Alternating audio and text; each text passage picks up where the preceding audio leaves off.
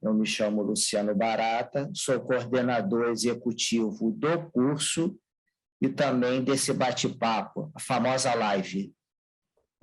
Queria agradecer a inscrição de todos vocês por acreditarem nesse projeto e posso falar com o peito aberto que vocês estão diante de duas feras da engenharia civil, meu amigo Tito Livre e a minha amiga Estela, e eu não tenho a menor dúvida que nesse bate-papo, nessa live que nós teremos hoje, vocês vão ter todas as oportunidades de esclarecer todas as dúvidas desse segmento e com o objetivo também, não podendo deixar de citar, sobre a divulgação do nosso curso. Ou seja, esse bate-papo, essa live, ela é um canal para que qualquer um de vocês que tem alguma dúvida do que será abordado ao longo do curso, esse é o melhor momento para a gente dirimir qualquer dúvida.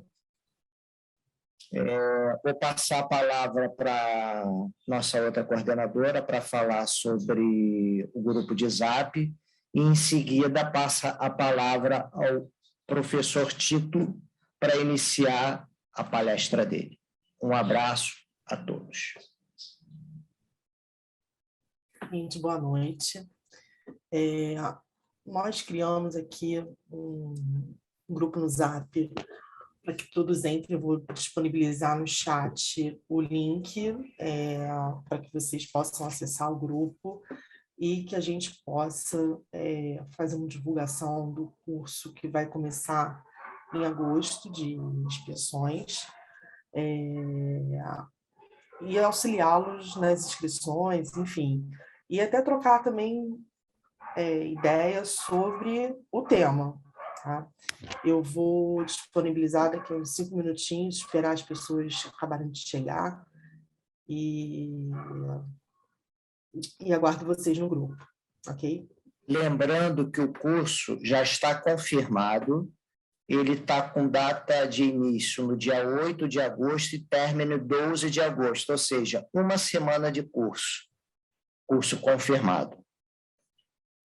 Professor Tito, passa o bastão, a bola está com você, meu amigo. Meu querido Luciano Barata e demais colegas participantes dessa live, considero todos vocês colegas. Aqui não tem professor, não tem aluno. Eu aprendo muito com todos vocês. Mas eu preciso fazer um retrospecto. Primeiro, humano, depois, técnico, sobre essa nossa presença aqui. O retrospecto humano é que o meu relacionamento de amizade com a PUC, em especial com o Luciano e o falecido, nosso querido Sérgio Abunamã, já vai há mais de 10 anos. Né? Foram diversos cursos presenciais que eu e a Estela fizemos aí no Castelo, no Rio de Janeiro, na cidade maravilhosa, que me inspira e que tanto me ofereceu na vida e na engenharia. Eu vou contar um pouco disso para vocês. Eu quero destacar que a maior homenagem acadêmica que eu recebi na minha vida foi na PUC, no Tribunal de Justiça do Estado do Rio de Janeiro, quando recebi uma comenda do Luciano e Sérgio Abunamã, lastreada por desembargadores e muitos juízes. Eu até, nessa oportunidade, tive a felicidade de poder levar a minha esposa e os meus 3 filhos e um sobrinho que trabalhava comigo na época para acompanharem essa cerimônia. Então, eu, de uma maneira transparente, digo para vocês que, para mim, é um enorme prazer estar aqui podendo apresentar algumas ideias sobre inspeção predial, engenharia diagnóstica, enfim, sobre o tema que nós vamos debater logo mais e que espero vocês depois em detalhes, aprendam no curso que vamos ministrar, né? Eu, nessa primeira fase aqui da nossa live, quero fazer também um histórico da inspeção predial, né? Porque qualquer conhecimento, qualquer estudo que a gente venha fazer na vida, a gente precisa conhecer a história, o porquê, como surgiu, né? E para que serve aquele conhecimento que a gente vai adquirir, aonde a gente vai aplicar. Então, eu aqui volto para a década de 90 do século passado, quando eu ia muito aos Estados Unidos levar os meus filhos na Disneylândia, como fazia todo pai de classe média. Eu largava eles lá no parque e ia pesquisar coisas de engenharia, que são as coisas do meu gosto. Então, lá eu descobri o Building Inspection, o Home Inspection, que são as inspeções prediais que são feitas em todo o parque imobiliário de edificações dos Estados Unidos. Existe até a American Society of Home Inspection, ASHI. Já peço para vocês irem anotando algumas dicasinhas. www.ashi.com. E eu, na época, não tinha internet ainda com muitas coisas assim como há hoje. Mas eu consegui um report, um laudo de inspeção predial de um americano que me encaminhou por fax na época. Veja só, hein? Não era e-mail, era fax. Me mandou por fax e eu vi aquilo e tive a ideia. Eu falei, poxa, isso aqui nós precisamos levar para o Brasil de uma forma que se adapte ao nosso mercado imobiliário, né? Então, em 1999, eu apresentei um trabalho no Cobreap, né? E fui laureado com uma menção honrosa, né? Mostrando o que era a inspeção predial e aonde a gente poderia desenvolver e aplicar isso no Brasil.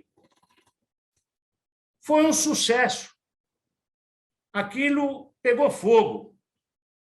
Os colegas se entusiasmaram, então nós criamos a primeira Câmara Técnica de Inspeção Predial no IBAP São Paulo.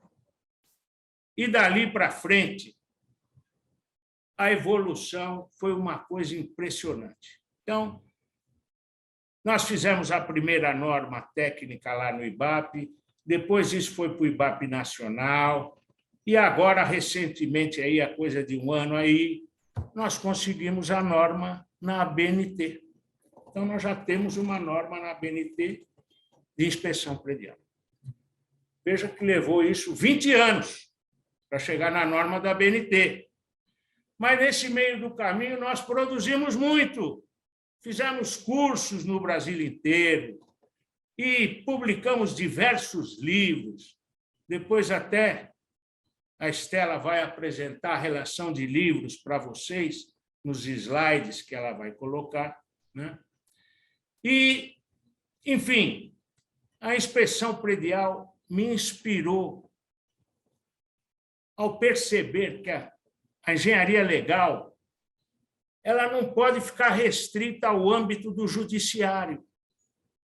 Essa investigação técnica veio à luz, é a investigação técnica o que nós fazemos. E temos que adaptar essa investigação técnica às edificações.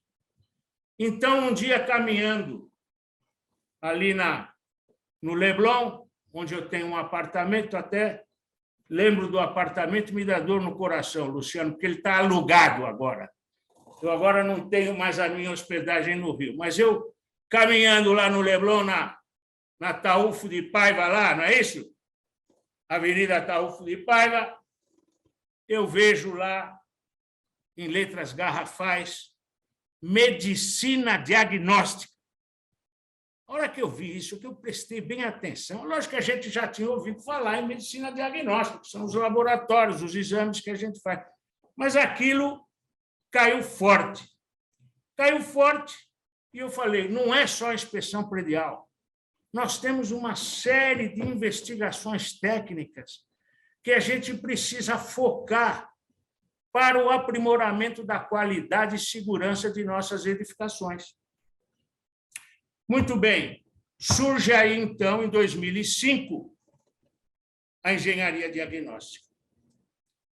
Eu quero aqui dar crédito ao Jerônimo Cabral, quero dar crédito ao Marco Antônio Gulo, quero dar crédito à Estela, ao Luciano Gomide, meu sobrinho, porque, junto com eles, nós publicamos aí quase uma dezena de livros, né? Com várias edições, quer de inspeção predial, quer de engenharia diagnóstica, quer de engenharia legal. E isso pegou fogo, minha gente. A Engenharia Nacional gostou. E todos os cursos de pós-graduação, agora por aí, ou tem uma disciplina de inspeção predial, ou tem uma disciplina específica de engenharia diagnóstica, de patologia, de coisas do gênero, que visam o quê? A determinação de resultados sobre problemas ou sobre novidades que possam engrandecer e valorizar a engenharia civil, a engenharia da construção. Muito bem.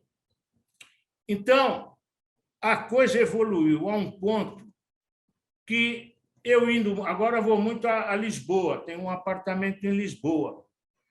E, há uns 8 anos atrás, mantendo contato com a professora Inês Collen Flores, que atualmente, ela na época era uma professora assistente. Hoje ela é a catedrática da Engenharia Civil, na Universidade de Lisboa. Ficamos amigos e, nesses contatos, nós fizemos um seminário em Lisboa e depois 2 workshops no Brasil, um em Santos, minha terra natal, e outro em Fortaleza, através do INBEC, né, que é comandado pelo Antônio Bittencourt, e aqui também já rendo as minhas homenagens a ele, que também é um grande incentivador da engenharia. E, com isso, os portugueses se fascinaram pela engenharia diagnóstica. E a coisa lá não tem esse nome, eles usam as coisas com as terminologias deles, né? Que o português não vai imitar ou copiar o brasileiro, o barato, eles têm que criar a coisa deles. Tá certo, a gente reconhece, mas o fundo da história é isso. E agora, nos próximos meses, nós vamos editar um livro cujo título é Manual de Manutenção em Edificações, com uma série de brasileiros e os maiores expoentes portugueses, da Universidade de Coimbra, Universidade do Porto, Lisboa e outras grandes faculdades de engenharia. A Inês selecionou os craques para discorrer sobre esse tema. E nós aqui também pegamos muita gente boa, né? Lamentavelmente, eu não pude chamar alguns colegas cariocas, porque a coisa acabou se restringindo aqui em São Paulo. Mas aqui quero saudar e mandar um forte abraço para o Ronaldo Foster. O Foster é coautor do nosso Manual de Engenharia Diagnóstica. Há um capítulo brilhante do professor Ronaldo Foster no nosso livro, que já está nas livrarias. Esses vocês podem adquirir. São uns 20 autores também de alto gabarito, todos brasileiros, à exceção de 2. Nesse livro anterior, que acho que já tem 2 anos, nós já temos 2 portugueses, tá certo? A professora Inês e o outro professor, que agora me foge o nome, a Estela daqui a pouco declina para vocês, que é o professor João Ferreira. Não é isso? Eu estou velho, mas não estou caduco. De vez em quando a coisa vem. Sou ruim de memória de nome das pessoas, mas eu vou lembrar. Bom, então, vocês precisavam saber desse histórico para vocês entenderem onde é que vocês estão entrando. Vocês estão entrando num caminho que tem já uma história de 20 e poucos anos de produção científica no Brasil e em Portugal, tá certo? Através do Fundec. Podem anotar aí, vão no site procurar o Fundec. Por quê? Porque tem cursos maravilhosos lá também. E, eventualmente, numa viagem de vocês a lazer, separa algumas horinhas e lá vai fazer um curso de um dia, tem cursos de semana, tem diversas coisas muito boas para enriquecer o conhecimento e o currículo de vocês no Fundec, a fundação da Universidade de Lisboa, da qual eu tenho a honra de ser um dos conselheiros. Sou o único brasileiro que participa do conselho do Fundec. É uma honra muito grande para mim. Bem, então, lembrando do Ronaldo, tenho que destacar quem também? A Simone Feigelson, que é uma professora brilhante, é da PUC, e tem dado cursos maravilhosos aqui. Tem um livro de perícias que é uma referência nacional, acho que vocês devem também buscar esse livro. E o Gilberto Cury, que é um parceiraço aí, um super craque, tá certo, nas investigações de patologias em estrutura. Ele é um craque nesse mistério, né? E tantos outros aqui, alguns já se foram, como o Abunaman, né? O Celso Aprígio, que também é um grande engenheiro, perito do Rio de Janeiro, acho que já falecido, mas que tem um livro espetacular, tá certo? O parceirão do Abunaman, né? Que esse ainda está vivo, está firme aí. Como é que é o nome dele mesmo, Barata? Salvador Bailuni. O Salvador excelente, grande colega, enfim. E aqui em São Paulo nós temos o Instituto de Engenharia e temos o IBAP São Paulo, que vocês podem entrar nos sites para buscar mais informações e mais conhecimento sobre o tema. Tá certo? Bem, adentrando agora um pouco na nossa disciplina, o que eu começo a destacar é isso, que a inspeção predial é uma das ferramentas da engenharia diagnóstica, que nós temos 4. É a vistoria, a primeira, que é uma constatação. Temos a inspeção, que a gente considera uma constatação com análises meio generalizadas, mas não é só uma constatação como a vistoria, já é um passo além. Temos a auditoria técnica, que são as verificações de conformidades ou não com algum padrão estabelecido. É uma terceira ferramenta da engenharia diagnóstica. E a 4ª é a perícia propriamente dita, que aí sim você já avança, né, na busca da origem do problema e da sua causa. Ou seja, você faz um diagnóstico completo daquele estudo que você está procedendo. Nós incluímos nos livros passados a consultoria, mas a consultoria, eu diria, já é um passo além do diagnóstico, porque é a prescrição, é quando você vai apresentar a solução do problema que você diagnosticou, como fazer o reparo. Então, aí são laudos de consultoria. No judiciário, muitas vezes, essas 5 ferramentas são questionadas pelo juiz, pelas partes, através dos respectivos quesitos. Então, a gente faz tudo misturado num laudo de engenharia legal, por exemplo, mas sem nominar as coisas. E agora, com a engenharia diagnóstica, nós estamos classificando cada trabalho de investigação técnica que a gente faz para valorizar o nosso trabalho, porque há uma confusão no mercado. Tem muito colega aí que faz um simples laudo de vistoria e depois ele diz que fez a perícia. Ele não fez perícia nenhuma, ele fez só a vistoria. E o sujeito faz uma big de uma perícia e chama de laudo de vistoria. Acontece o inverso. Apresenta conclusões, apresenta valores até de reparos, etc. Então, a gente, com a engenharia diagnóstica, a gente põe cada macaco no seu galho.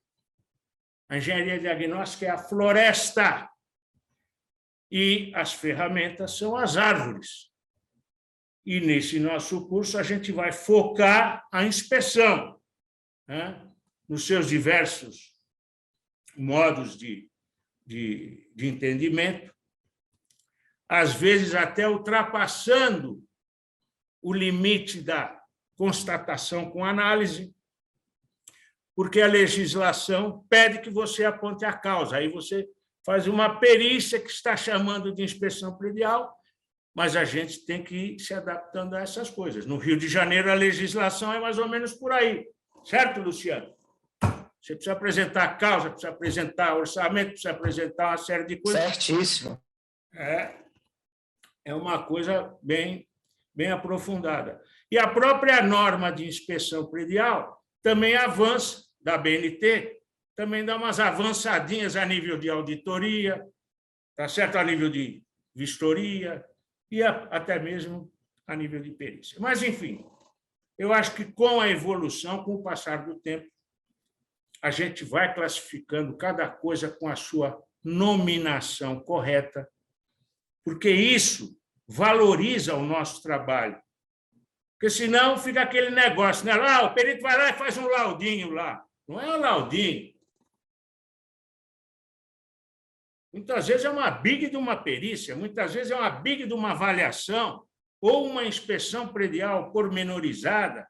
Enfim, a gente precisa ir trilhando esse caminho de classificação das ferramentas de investigação técnica. Tá certo? Bem, eu acho que eu já falei bastante. A Estela, na apresentação, tem lá o meu currículo. Eu posso fazer uma breve para vocês. Eu sou um engenheiro civil de 1977, formado pela FAAP. Provavelmente a maioria dos senhores nem tinha nascido, mas ali eu comecei a trilhar a minha engenharia, em 77. Trabalhei nas Indústrias Vilares S.A., trabalhei na Polícia Civil de São Paulo como perito, depois eu montei o Gabinete Gomide, que hoje está sendo capitaneado pela brilhante Estela Maris Della Flora. Eu fico só à distância, Luciano, muitas vezes escondendo o meu copinho de cerveja para não aparecer quando eu estou falando com ela. Melhor, vinho, né? Porque agora lá em Lisboa é mais o vinho, né? Mas eu acredito que ainda deu uma boa contribuição para ela. Mas ela é, sem dúvida nenhuma, o braço forte do gabinete, junto com a Silvia Egutti, que é outra engenheira brilhante, que são as minhas sócias, e a gente está aí na ativa, trabalhando sobre isso. Fui presidente do IBAP São Paulo, fui coordenador da Câmara, ou melhor, da Divisão Técnica de Patologia das Construções, que hoje a diretora é a Estela, lá do Instituto de Engenharia, né? E já participei aí em inúmeras comissões do CREA, já fiz muitas palestras para o CREA do Rio Grande do Sul, de São Paulo, no Nordeste, lá em Fortaleza, muita coisa. Enfim, a gente tem uma vida trilhada dentro dessas coisas de engenharia, e agora a nossa luta tem sido para buscar uma maior união dos engenheiros. Eu criei um bordão, querida professora Ana, criei um bordão que é o seguinte: engenheiros, univos!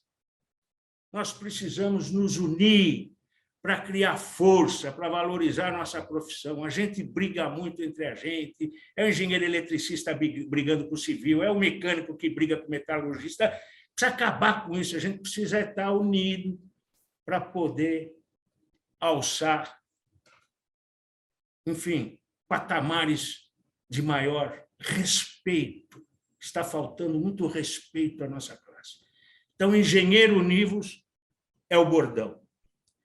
E esse bordão eu lancei num portal que peço para vocês anotarem, que é o portal Autores de Engenharia.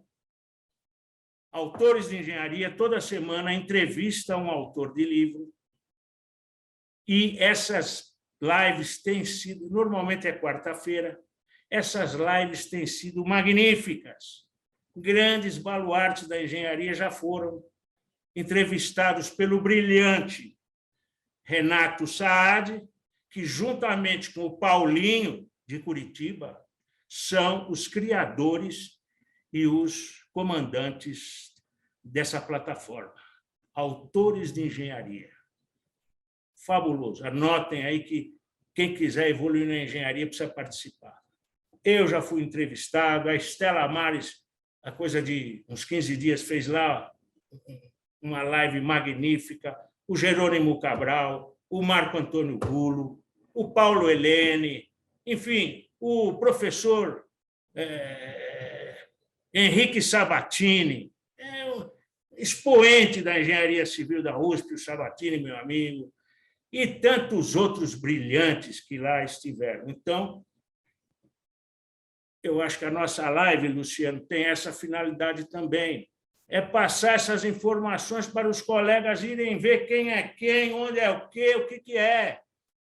Não venham fazer o curso aqui, a inspeção predial estou lá dentro. Não, você já precisa começar a estudar um pouco antes, pesquisando, sabendo quem são os caras, quem são os livros, qual é a origem, né? Então, fica aí essas dicas aí para vocês, tá certo? E o próximo bordão eu vou deixar a critério do Paulinho. Eu já provoquei o Paulinho. Eu falei, o próximo bordão tem que ser o seguinte: amai ao próximo como a ti mesmo. Nós, engenheiros, temos que amar o trabalho que a gente faz e amar os colegas, porque sem amor não se faz nada na vida. E aqui não é uma questão de proselitismo ou papo blasé, não. A própria definição de engenharia, se vocês forem no dicionário, vocês vão ver. Engenharia é a arte da transformação, tá certo? Das coisas da natureza em produtos que beneficiem o homem, ou seja, é arte. Está no Aurélio, está no Michaelis, está nos dicionários. Então, nós somos artistas. E o artista só funciona, Luciano, se ele trabalha com amor. Então, para finalizar, duas coisas são importantes na minha visão e no meu trabalho hoje em dia. Um, é tentar tornar a manutenção predial ou a inspeção predial uma legislação, porque norma técnica só não funciona, precisa ser lei. Por quê? Porque lei cria a obrigatoriedade e, se você não cumpre, você tem uma sanção, você vai pagar multa, você vai pagar, vai pegar uma pena de prisão, e aí você faz. É que nem o cinto de segurança. Não é obrigatório? Fica o cinto lá de pendurar. Tem multa, é lei? Põe o cinto. Então, nós precisamos fazer isso com a manutenção. Então, nesse livro, eu lanço essa ideia de tornar obrigatória a manutenção predial, por consequência, vem a inspeção, tendo que se colocar um certificado na porta de todo o prédio que ele está em boas condições de segurança, de conforto e utilidade. Ele foi inspecionado e a manutenção está em dia. O cidadão tem o direito de ver isso, porque, senão, ocorre o que nós vamos falar na live, são os acidentes e as mortes. Ontem mesmo, aqui em São Paulo, um incêndio que fechou umas 3 ou 4 quadras do centro de São Paulo, porque um prédio sem o auto de vistoria do Corpo de Bombeiros, um prédio sem inspeção, sem manutenção e um prédio de escritório transformado em depósito. Hã? A Estela até tem fotos aí daquela região com outro prédio. Se não é o próprio que pegou fogo, é um igualzinho. Vocês vão ver, aquilo está carregado de caixa, de tecido, de plástico, brinquedo, utilidade, botão, até as tampas. Agora, pegou fogo, ficou 24 horas pegando fogo. Tragédia anunciada, né, Tito? Tragédia anunciada. Então, a nossa luta hoje é a busca da legislação para a manutenção predial. A segunda e última coisa que eu brinquei com os meus amigos foi: eu vou soltar uma bomba nessa live do Luciano lá da PUC. Mas não é, na realidade, uma bomba. Mas é uma reflexão, é uma provocação. Como somos artistas e produzimos obras de arte, eu pergunto a vocês: vocês já viram algum compositor, Paulinho da Viola, Vinícius de Moraes, Tom Jobim, Gilberto Gil, vocês já viram algum compositor abandonar a música? Esquecer a música? Deixar de lá? Vocês já viram algum? Hein, Luciano? Já viu? Não existe. O verdadeiro artista, ele não abandona a sua obra. Um quadro, o sujeito pinta um quadro, ele vai ficar explicando aquele quadro até morrer, com prazer, com amor. E na nossa construção civil, o que está acontecendo? O povo está construindo o prédio e abandonando. O cara abandona o prédio. Ele só quer o dinheiro. Não tem amor pela edificação que erigiu. Então, essa é a bomba. Nós precisamos começar a mostrar para os nossos colegas que você edificar um prédio não é só você dar uma chave para o sujeito ir lá morar. Aquilo ali tem uma história de arte, tem um projeto, tem o cuidado de um pedreiro, de um calculista de engenharia, tá certo? De estrutura, tem lá um projeto de hidráulica, tem tanta coisa bonita lá dentro que não pode ser abandonado. Ele tem que ser cuidado por quem o produziu. Lógico que o sujeito não vai ficar fazendo manutenção a vida inteira no prédio, porque chega uma hora que o síndico e os seus moradores vão tomar posse absoluta, técnica do edifício. Mas eu acho que nós precisamos começar a pensar, enquanto não sai a lei tornando obrigatória a manutenção, colocando a obrigatoriedade da manutenção, pelo menos nos primeiros 2 anos, aos construtores incorporadores. Tá certo? Eu presto muito serviço para eles, Luciano. Provavelmente agora vão me riscar do caderno. Pô, esse Tito enlouqueceu. Hã? Quer que a gente faça a manutenção? Sim, vocês são os pais dos edifícios. Precisa ter amor. Vocês precisam embalar esse prédio há alguns anos até que ele tenha quem o embale a vida inteira, quem cuide dele. Então, essas duas para vocês, jovens, refletirem. 1, obrigatoriedade da manutenção. 2, toda obra de engenharia precisa ter um pai, precisa ter amor, precisa ter quem cuide. E nós podemos contribuir muito nesses cuidados. Durante a construção, durante a fase de projeto e após a construção. E no tempo de manutenção. A inspeção técnica de engenharia segue a vida do edifício até a sua morte, até a sua eventual desconstrução. Então, é isso, meus queridos. Eu vou me afastar um pouquinho, porque, velho, falando mais de 15 minutos, falta o ar. E eu ainda, por infelicidade, ainda, ó, Luciano, sou fumante. É uma estupidez, é uma burrice, mas eu tenho que confessar, ué. Eu, de vez em quando, dou umas paradas aí, que é para não explodir. Mas agora eu vou fazer vou dar uma pitadinha aqui. Enquanto isso, eu vou escutando a professora Estela fazer a sua apresentação. E, no final, eu fico à disposição de vocês. Eu vou acompanhar a professora Estela aí na sua descritiva, e depois a gente responde às dúvidas e aos interesses que vocês tenham sobre o tema. Tito, fuma meio cigarro só. Meio. Eu queria aproveitar, agradecer, como sempre, eu estou aqui atento, ouvindo tudo, esse seu conhecimento, a sua humildade em agradecer, em compartilhar, citar os nomes dos colegas. Eu acho que é importante a gente frisar isso, sem demagogia, você me conhece, mas isso vem de encontro a essa união que você prega. Nós não somos concorrentes, nós somos colegas de trabalho. Exatamente. Eu queria aproveitar, para quem está presente aqui nessa live, para não ficar assustado com esse rostinho de menina da Estela.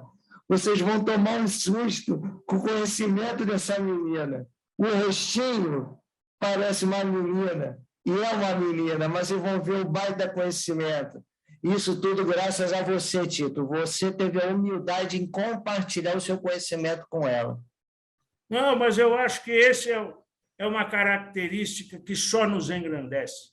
Eu sou do tempo que, para você aprender a fazer uma vistoria de vizinhança, uma simples vistoria de vizinhança, você não tinha uma informação.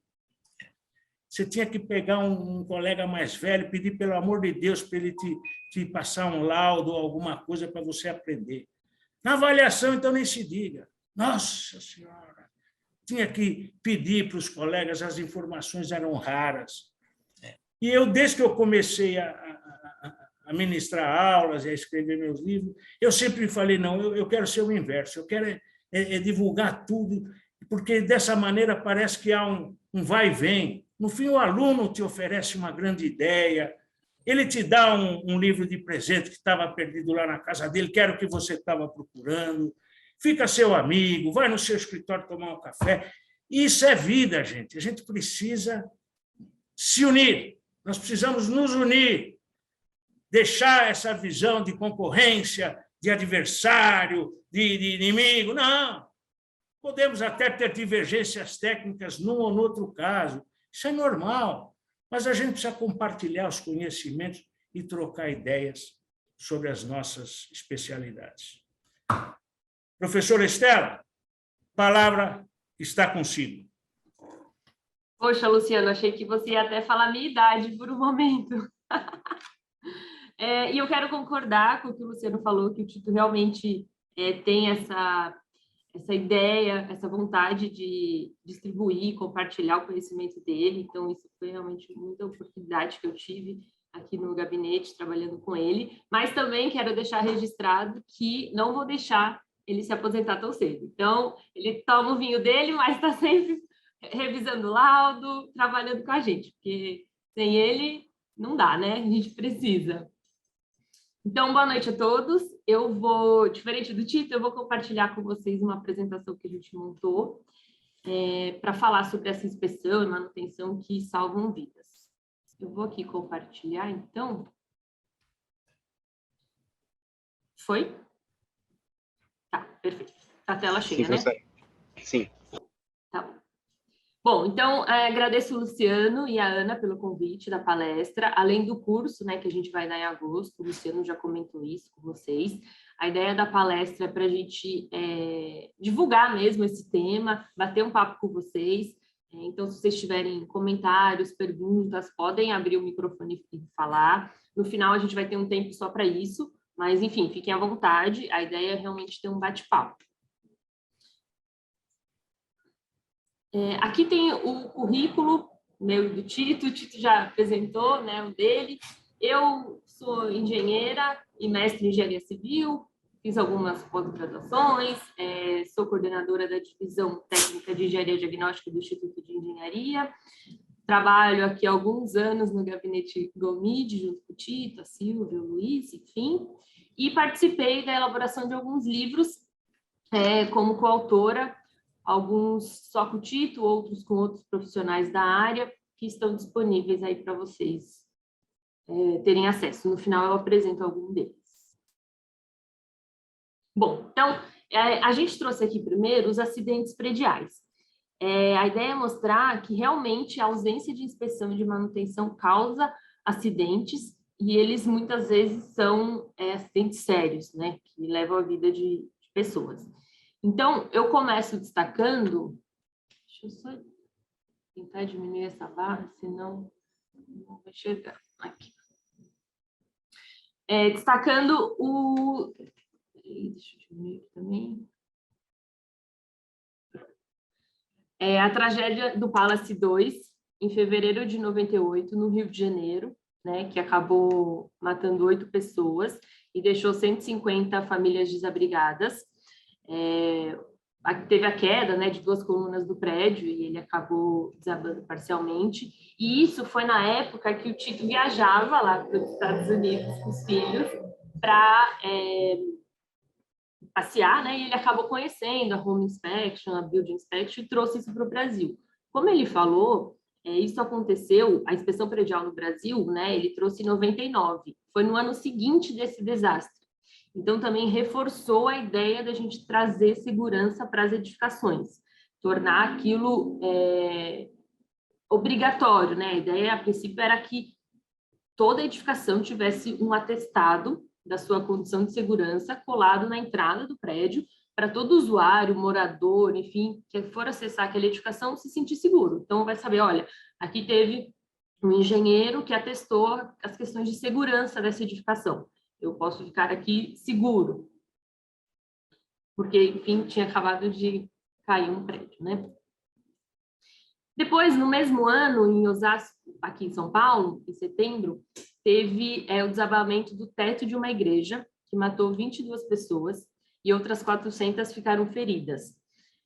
Aqui é uma igreja grande que tinha aqui em São Paulo, o teto desabou, né, como a gente vê aqui na imagem, e o que foi averiguado é que esse desabamento foi em virtude da inadequada manutenção das peças de madeira e da má conservação da estrutura. Essa igreja estava em uso no momento do acidente, por isso que teve tantas pessoas feridas. Depois a gente teve aqui em Olinda, em Pernambuco, em 1999, um prédio de 4 andares que também desabou. O prédio tinha cerca de 10 anos e estava localizado a menos de 1 quilômetro de um edifício que tinha desabado dias antes. Então, assim, a gente não sei dizer se tem relação, se por causa de um desabamento teve impacto nesse outro prédio, mas o fato é que são dois acidentes muito impactantes, né, na mesma cidade. O pessoal do edifício registrou que tinha surgido uma rachadura uns dias antes naquela edificação, mas que, enfim, ninguém analisou, não teve uma inspeção e tal, e aí acabou o prédio desabando também. Em 2005, outro prédio desaba e deixou ao menos 2 mortos no Rio.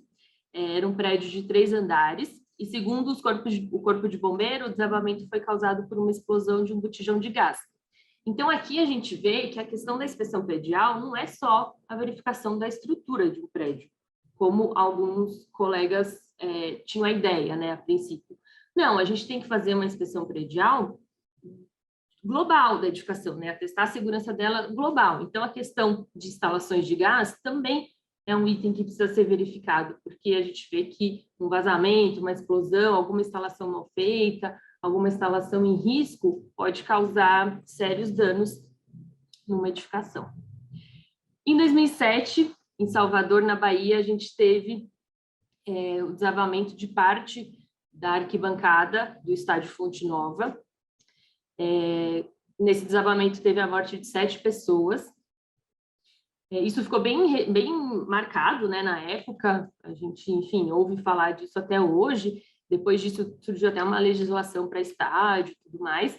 Mas, na época, os peritos sugeriram a implosão como uma solução mais viável para o estádio, já que vinha apresentando diversos problemas estruturais. Então, a gente vê que era uma instalação, uma edificação que estava muito precária.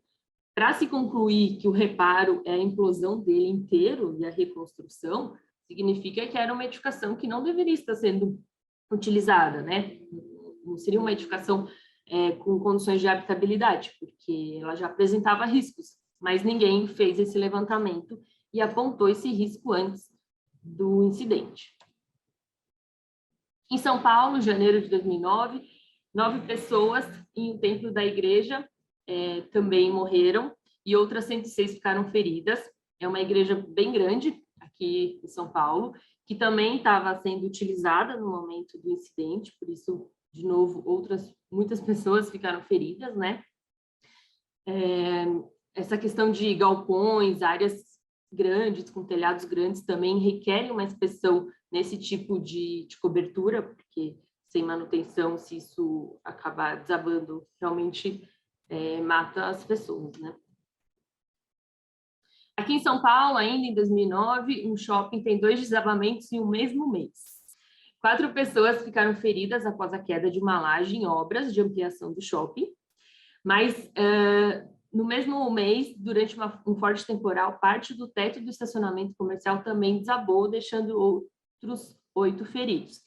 Então, aqui a gente tem numa mesma edificação um acidente que envolveu uma fase de obra, que também é uma questão que precisa ser discutida, né, a questão de segurança em obra, mas também teve a parte do desabamento na edificação que estava em uso, a edificação pronta, né?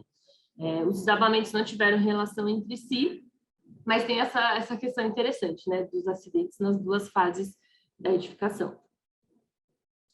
No Rio de Janeiro, em fevereiro de 98, um prédio desaba e mata 4 pessoas no centro do Rio.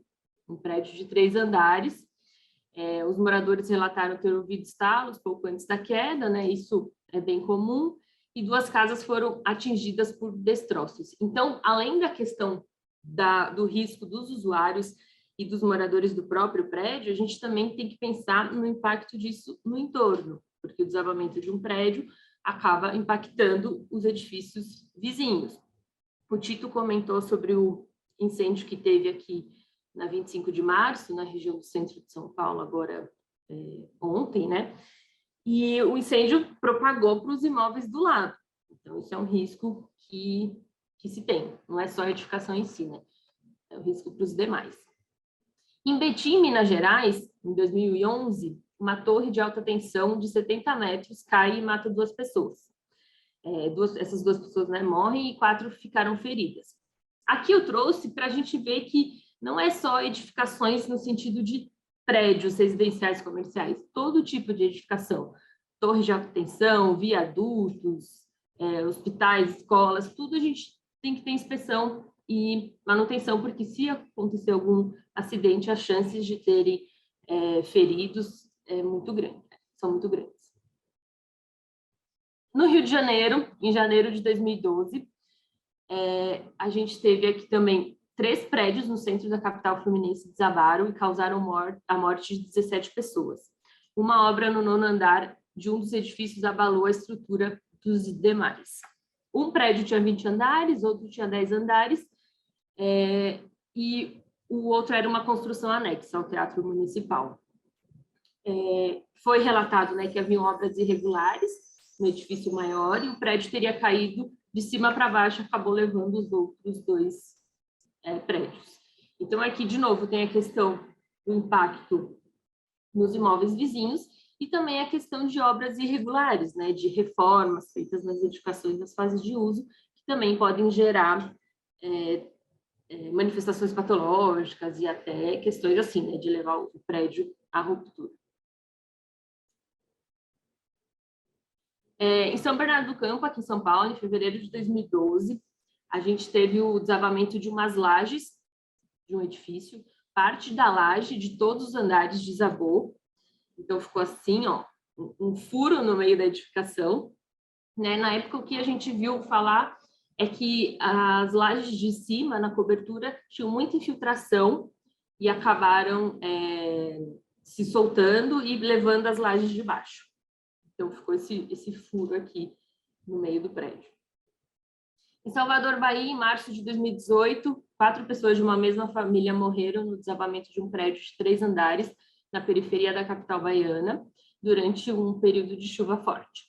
Aqui, eu preciso destacar que, assim, a gente não pode pensar que a inspeção predial sozinha vai fazer um milagre, né? Porque a gente tem essas áreas de risco, áreas que já são de risco, né? A gente sabe que essas regiões mais afastadas, pé de morro e tudo mais, já é uma região de risco. Mas se a gente tivesse a inspeção predial detalhada, a gente poderia quantificar isso melhor e talvez prevenir essa questão, né? Mas eu sei que, nesse caso específico, talvez não seja tão fácil de a gente implementar a inspeção predial. Aqui em São Paulo, em maio de 2018, a gente teve um incêndio no edifício Wilton Paz, que acho que todo mundo lembra, isso é muito recente, foi muito impactante, né?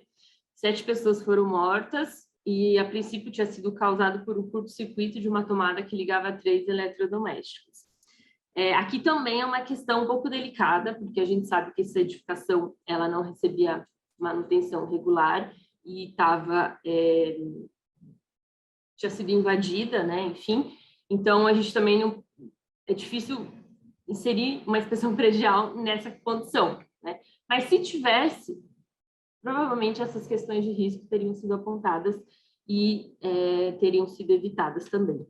Aqui tem uma imagem aérea, né, da região ali do edifício, antes e depois. Então, antes a gente vê aqui o edifício na cidade, em São Paulo, e o depois sem ele, né? Parece até que foi feito no Photoshop, porque a gente não imagina que um edifício desse tamanho, com essa estrutura, ele é todo diferenciado, uma arquitetura diferenciada, desapareça assim, né? Desse jeito. Mas pode acontecer. E aqui também, de novo, no Rio de Janeiro, em 2019, 2 prédios residenciais desabaram na comunidade de Muzema, deixaram 4 pessoas mortas. Esse é um outro retrato de uma condição mais delicada. Algumas áreas, por exemplo, que estão sob milícia, talvez não seja simples, vamos fazer a inspeção predial, né? A gente teria que ter uma questão mais social envolvida. Porém, uma inspeção predial detalhada muitas vezes antecipa, né, esses problemas e evita a morte dessas pessoas. E, por último, em Fortaleza, em outubro de 2019, a gente teve desabamento do edifício Andréia, que, a princípio, né, falaram que não tinha bits, então era uma edificação irregular, que estava passando por uma reforma, e aí acabou desabando. Esses acidentes que eu trouxe aqui, eles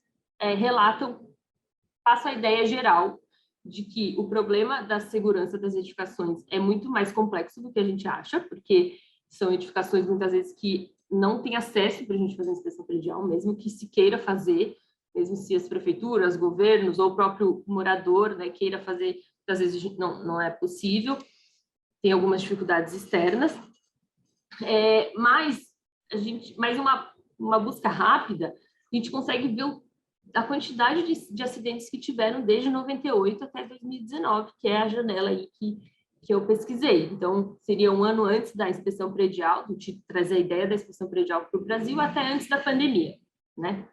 Então, Estela, eu vou pedir licença aqui para acrescentar alguma coisa sobre o que você relatou até agora. Primeiro, o que a gente tem visto no Brasil é que, após alguns acidentes relevantes, surgem as legislações. Então, em Brasília, no passado, faleceu o ministro Sérgio Mota, porque ele foi contaminado por um vírus transmitido pelo ar-condicionado. Como foi um ministro que morreu, aí criaram uma legislação tornando obrigatória a inspeção dos sistemas de ar-condicionado.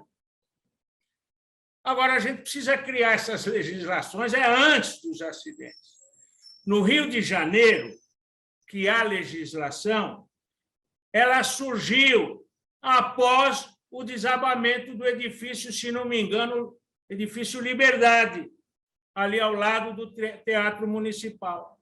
Aí surgiu a legislação tornando obrigatória a inspeção predial no estado do Rio de Janeiro. Isso será abordado, essa legislação será abordada pela professora Estela no curso. Tá bem? Agora, esse problema, colegas, não é uma exclusividade nacional. Eu peço para a Estela incluir na apresentação o desabamento do edifício em Miami, há cerca de uns 2 anos. Edifício sem manutenção, com mais de 20 anos, que matou mais de 100 pessoas. Era uma estrutura esbelta, porém, lajes corroídas no subsolo por falta de cuidados, tá certo? E colapsou um subsolo, colapsou o edifício inteiro, né? Então, desabamento de ponte na Itália, 5, 6 anos atrás também, dezenas de pessoas faleceram. O professor Fernando Branco, de Lisboa, apresentou esse caso numa palestra dele. As lajes, tá certo, dessa ponte, todas corroídas, tá certo? As armaduras se expandiram por infiltração e, enfim, lá se vai a ponte, né? Então,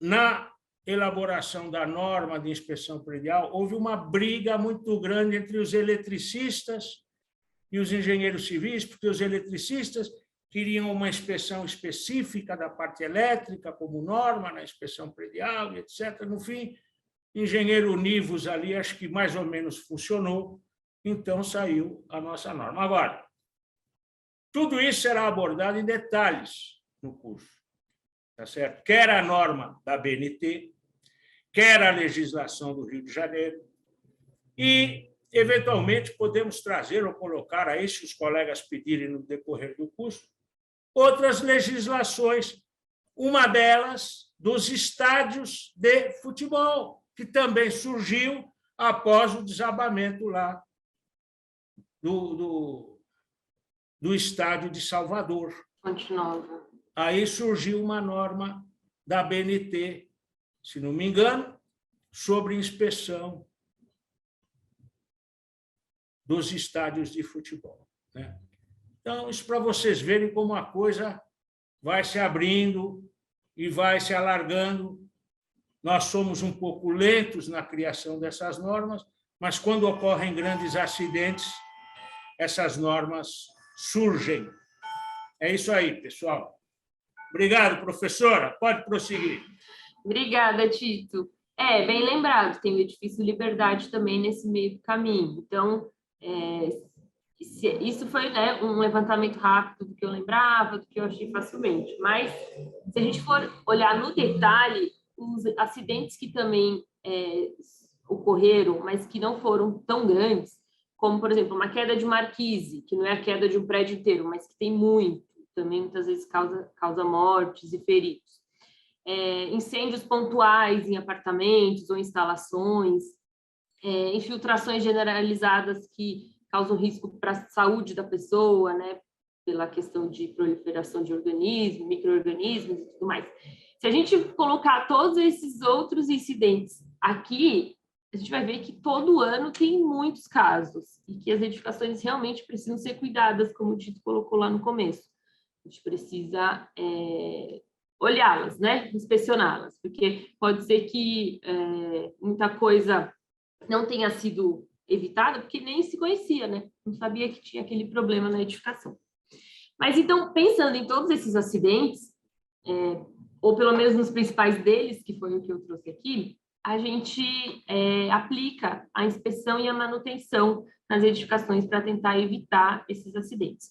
Quando a inspeção predial foi trazida pelo Tito, a ideia inicial e geral, principal, na verdade, era assegurar a segurança das edificações, não fazer uma inspeção detalhada, de apontar falhas de manutenção, de dar diretrizes para o condomínio, para o usuário fazer a manutenção. Não, era para fazer um checklist total, um check-up da edificação, para verificar se ela tinha alguma falha muito grave que necessitaria de reparo imediato, enfim, visando a segurança mesmo. Eu acho que essa ideia já evitaria muitos acidentes.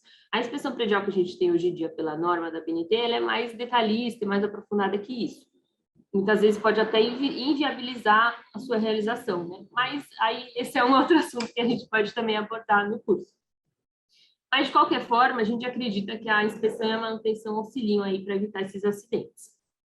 Então, aonde que a inspeção e a manutenção são aplicadas? Deixa eu só diminuir aqui. Elas são aplicadas às edificações de qualquer tipologia, seja públicas ou privadas. E o que é uma edificação? Edificação é o produto constituído de um conjunto de sistemas, elementos ou componentes estabelecidos e integrados em conformidade com os princípios e técnicas da engenharia e da arquitetura. Essa é a definição da norma. Ou seja, a edificação é tudo que é construído, não é só um edifício. Eu quis destacar isso para vocês, só para a gente não ter essa ideia de quando se fala em edificação, pensar em um prédio, um edifício, residencial, comercial. Não, edificação é casa, viaduto, é tudo, tá? E, além disso, a manutenção é tão importante que a norma de manutenção, a 5674, fala que toda edificação deve receber manutenção. Não importa quando ela foi construída. Essa é a única norma que não é prescritiva. A gente pode cobrar a manutenção de todas as edificações, né? Nela está escrito: edificações existentes antes da norma de manutenção devem se adequar e criar os seus programas de manutenção. Então, não importa quando ela foi construída, ela tem que ter manutenção. Isso é um ponto importante, que já está na norma, né? Aí eu trouxe aqui alguns exemplos de edificações que a gente precisa cuidar, manter, fazer inspeção e fazer manutenção. O mais comum aqui que a gente tem, né? Residencial, um prédio comercial, edificações também comerciais, especiais de uso privado, como shopping, é uma região que a gente costuma, né, fazer inspeção e manutenção. Mas, além disso, tem as indústrias, os galpões, também são edificações importantes que requerem inspeções e manutenções. Aqui dá para a gente comparar, muitas vezes, com essas igrejas grandes, né, que tem uma cobertura muito complexa, muito grande, que requer também uma investigação, uma análise ali da questão dos seus telhados, né, para evitar os acidentes que a gente viu antes.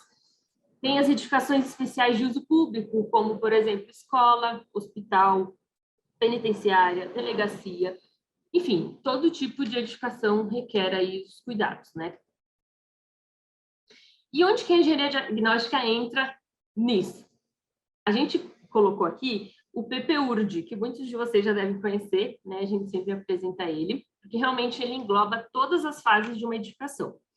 Esse primeiro P aqui é o planejamento, que é a fase onde a gente estuda o terreno, vê a viabilidade técnica de se construir lá, enfim.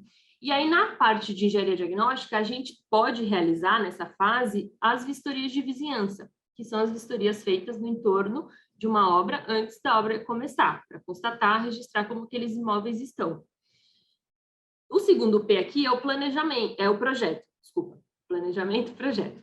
O projeto, nessa fase, é onde é desenvolvido toda a edificação, toda a ideia dela, né? E a gente, como engenheiro diagnóstico, com as ferramentas de engenharia diagnóstica, a gente consegue fazer auditorias de projeto. Então, lá antes da obra ser construída, a gente já vê se ela segue as normas técnicas, as legislações do Corpo de Bombeiro, o Código de Obras da cidade e tudo mais. Então, a gente pode fazer essa auditoria de projeto. Na fase de execução, que é esse primeiro E, tem o acompanhamento de obra, a questão de verificação da segurança durante a obra, né? Como eu citei ali, teve um acidente num shopping que ocorreu numa fase que estava sendo ampliada de obra e também numa fase que estava em uso, né?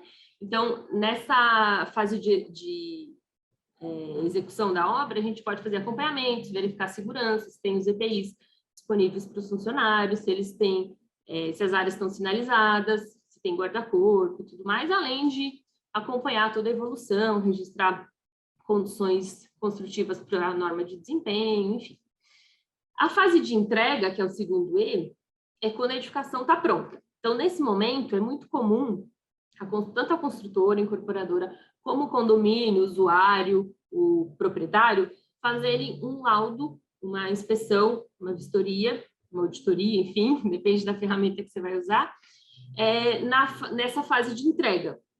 Porque ele quer registrar como tá recebendo aquela edificação, o incorporador quer registrar como está entregando, enfim. Então, essas 4 fases aqui, antes dessa barrinha preta, são as fases mais construtivas, as fases onde hoje o maior responsável é o construtor incorporador. Nas outras fases, depois dessa barrinha preta, são as fases onde o usuário, o proprietário, o condomínio é o responsável pela edificação, que são as fases de uso, reabilitação e desconstrução. Nessa fase de uso, é a fase onde o edifício vive mais tempo. É a fase aí que dura 50 anos, 100 anos, enfim, muitos anos, né? A gente vê as edificações aí durando.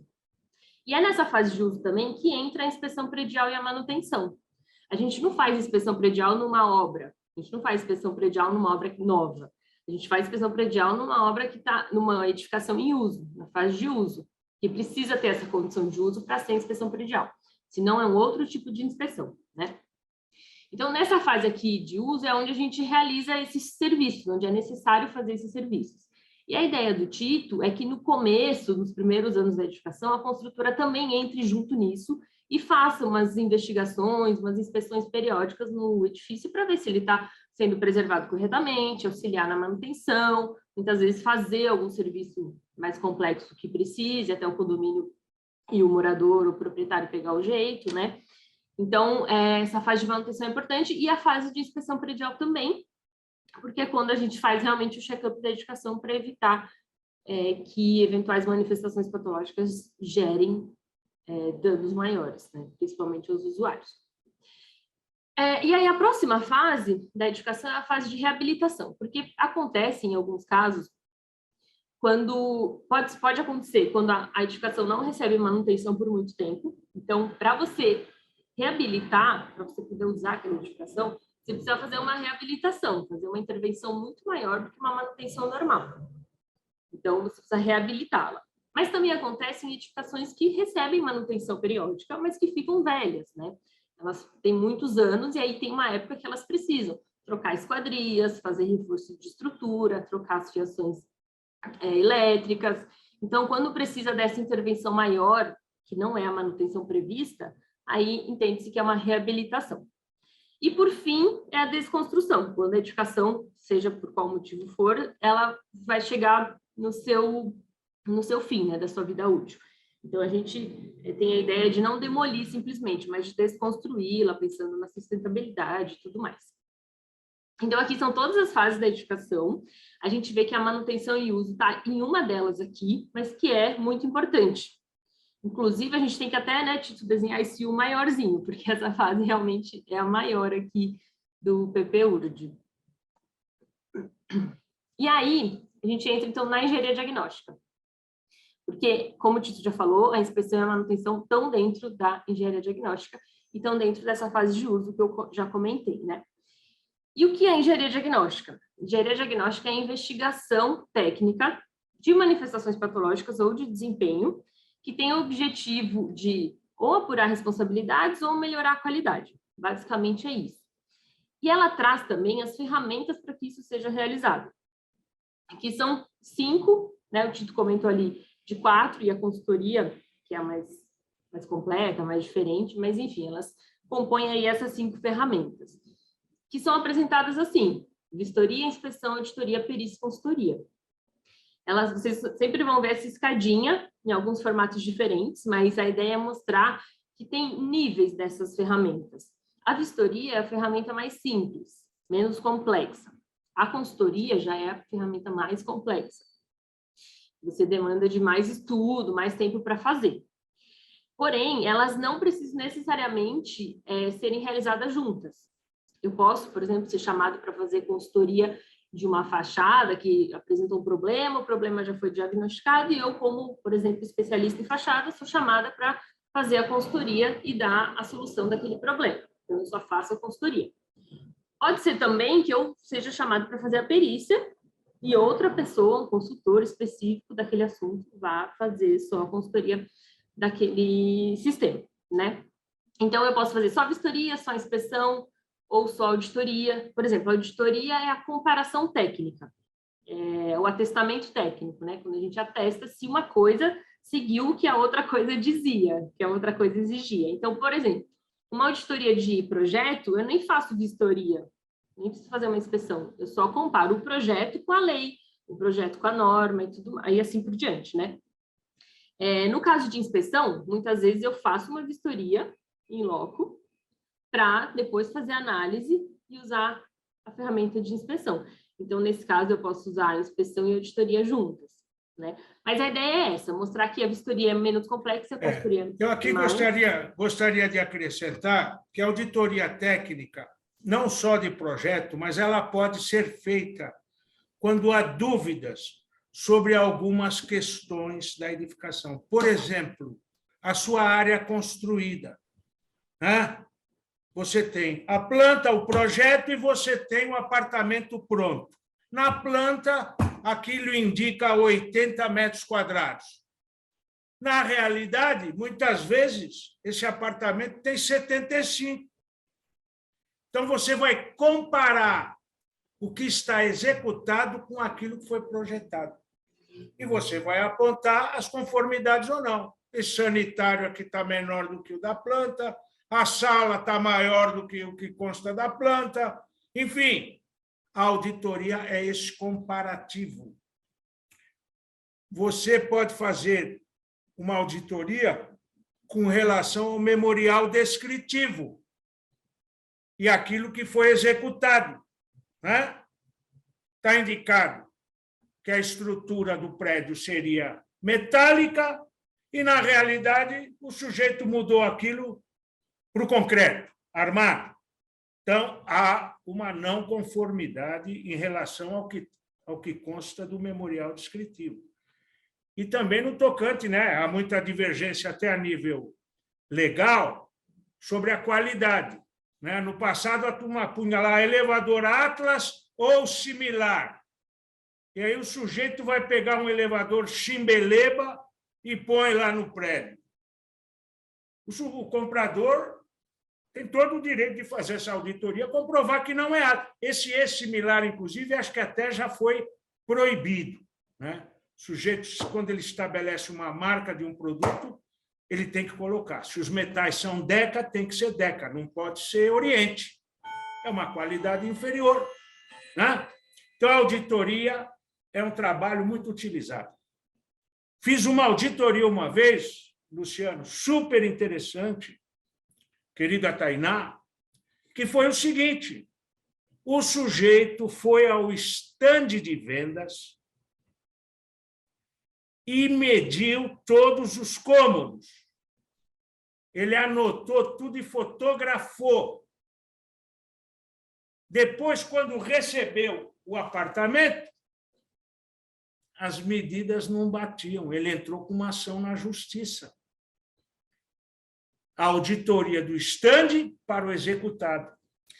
Então, um cliente meu, preocupado com isso, me contratou para fazer uma auditoria técnica, Luciano, de tudo.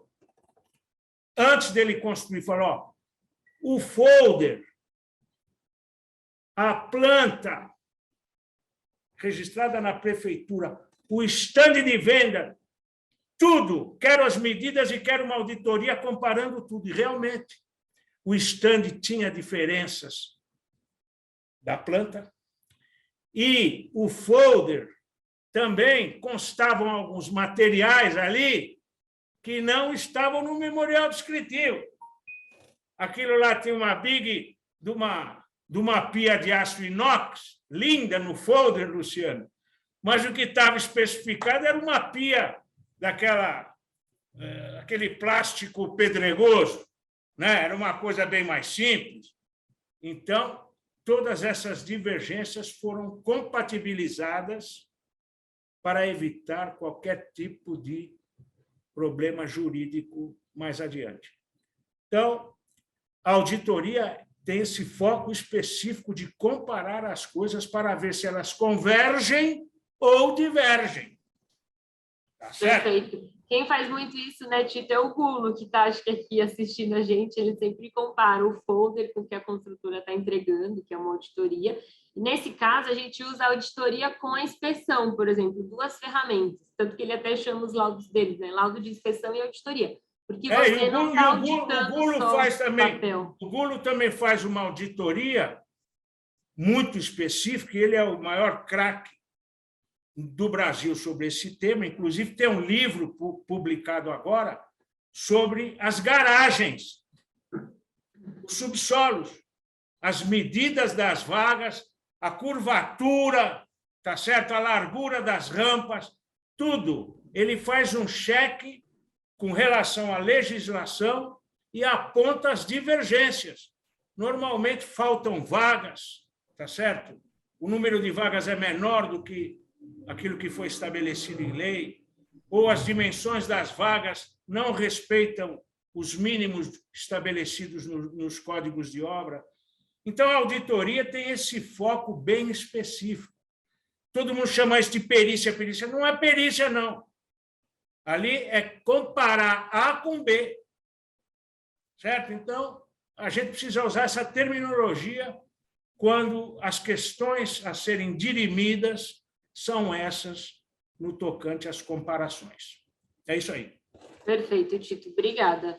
E a vistoria é a mais simples porque ela visa só constatar. Então, vistoria é constatação. Ela é simples, mas também ela é muito utilizada. Por exemplo, vistoria de vizinhança, você só usa vistoria, mas é um trabalho bem difícil, não, bem trabalhoso, né? Assim, você manda muito tempo, conversar com os vizinhos, tirar aquele monte de foto, montar relatório fotográfico, enfim. É a vistoria. A gente também tem vistoria de conclusão de obra, quando você só constata como a obra está sendo entregue ou recebida. Você não entra no detalhe, você faz um registro daquilo como está sendo entregue, né? Então, a vistoria é mais simples, só constatação, mas ela é muito utilizada no mercado, muito, né? A inspeção já junta a análise. Então, além de fazer uma constatação, eu vou analisar aquilo que eu estou vendo. E aí entra um pouco da experiência do profissional. Então, eu vou verificar lá uma situação de risco, eu vou poder colocar no meu laudo que aquilo é uma situação de risco. Eu vou poder falar qual é o grau de risco daquela manifestação patológica. Eu vou poder falar se aquela edificação foi bem construída ou não. No final da obra, fazer uma inspeção de conclusão de obra, eu vou poder falar, olha, está bem construído. Isso é uma análise, já entra uma opinião do profissional que está fazendo. Enquanto que na vistoria a gente só constata. Então, a gente não fala se está bom ou mal, a gente fala que tem aquele acabamento, aquele revestimento, a gente descreve, né? Não entra no detalhe da análise. A auditoria, o Tito já falou bastante, que é a comparação. A gente pode comparar só papel com papel, vamos dizer assim, como também uma coisa física, né? Com um papel, um memorial, um projeto, uma norma e tal. E a perícia, que é a quarta ferramenta, é a mais a que envolve mais investigação técnica. Porque quando eu vou fazer uma perícia, eu preciso responder 3 perguntas. Qual é a causa, a origem e o mecanismo de ação daquela manifestação patológica? Então, para eu fazer uma perícia, muitas vezes eu preciso fazer algum ensaio, preciso estudar mais, levantar mais elementos, mais hipóteses, para poder dar uma conclusão de onde vem aquele problema. Então, a gente vê muito no mercado falando perícia, perícia, perícia para tudo, mas isso veio lá da perícia judicial, que o Tito também comentou no começo da live aqui, que antes, tudo no Poder Judiciário é perícia, né? Quando nomeia um perito, ele vai lá fazer a perícia. Não importa se é só uma constatação para registrar para o juiz como aquilo está no momento. Vai chamar perícia. Não importa se ele vai ter que auditar uma obra, vai chamar perícia também, porque está lá no Código de Processo Civil. Então, esses são os termos utilizados. Mas, extrajudicialmente, a gente tem as ferramentas diagnósticas para nos auxiliar na prestação de serviço. Essas ferramentas, do jeito que elas se apresentam, a gente consegue fazer um orçamento, por exemplo, muito mais assertivo para o cliente. A gente consegue explicar para ele o que ele realmente precisa. Muitas vezes ele não sabe o que precisa, ele te liga pedindo uma perícia, até uma consultoria já para você falar como aquilo deve ser reparado, quanto vai custar o reparo, mas quando você conversa com ele, você vê que, na verdade, uma inspeção já é o suficiente. Ele quer registrar o problema para entrar com uma ação, por exemplo. ele não precisa fazer a consultoria, né? Então, colocando isso nos laudos e nos nossos orçamentos também nos ajuda, nos dá segurança para prestar o serviço. Então, a engenharia diagnóstica também vem para a gente, né, como engenheiro, atuar no mercado com mais segurança, para a gente não ser cobrado por algo que não foi contratado, por exemplo, né? Lógico que quando tem uma questão de risco, a gente tem que sinalizar e tal, mas enfim, vocês entenderam, né, qual que é a ideia geral aqui das ferramentas. Por último, tem a consultoria, que é a questão, então, de fazer a prescrição e o prognóstico do problema. Então, ela é mais aprofundada ainda. Aqui, eu coloco um exemplo prático para vocês só decorarem mesmo as ferramentas. Temos a Torre de Pisa, que aqui na constatação a gente só registra como ela está. Então, está torta.